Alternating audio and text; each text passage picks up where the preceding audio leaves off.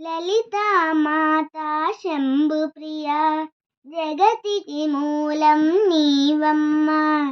శ్రీ భువనేశ్వరి అవతారం జగమంతటికి ఆధారం. హేరంబునికి మాతవుగా హరిహరాదులు సేవింప. చండుని ముండుని సంహారం చాముండేశ్వరి అవతారం. పద్మరేకుల కాంతులలో బాలా త్రిపుర సుందరిగా హంసవాహన రూఢినిగా వేదమాతవై వచ్చితివి. శ్వేత వస్త్రము ధరించి అక్షరమాలను పట్టుకొని భక్తి మార్గము చూపితివి. జ్ఞానజ్యోతిని నింపితివి.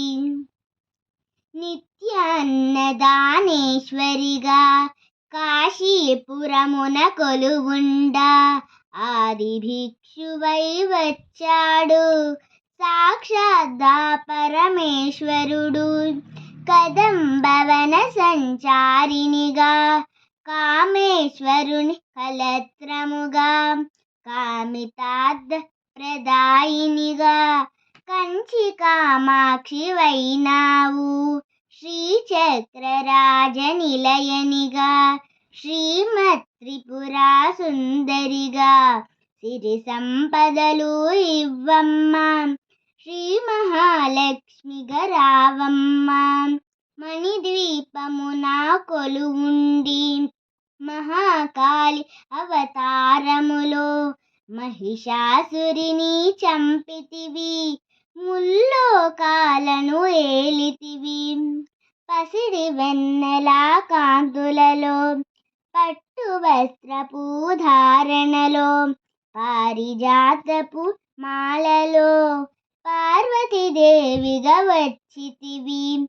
రక్త వస్త్రము ధరించి రణరంగమున ప్రవేశించి రక్తబీజుని హతమార్చి రమ్యకపర్దిని వైనావు.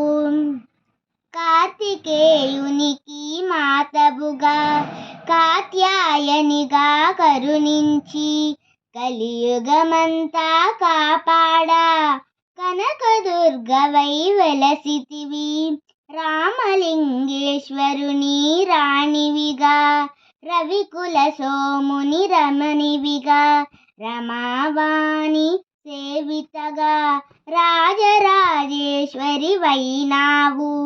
ఖడ్గం శూలం ధరించి పాశుపతాస్త్రము చేబూని శంభుని శుంభుని దునుమాడి వచ్చింది శ్రీ శ్యామలగా.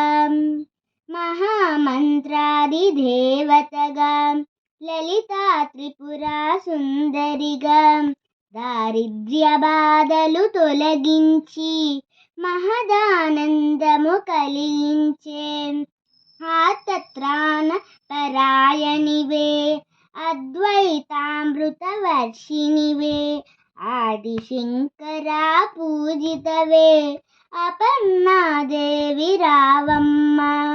విష్ణు పాదమున జనించి గంగావతారము ఎత్తితివి.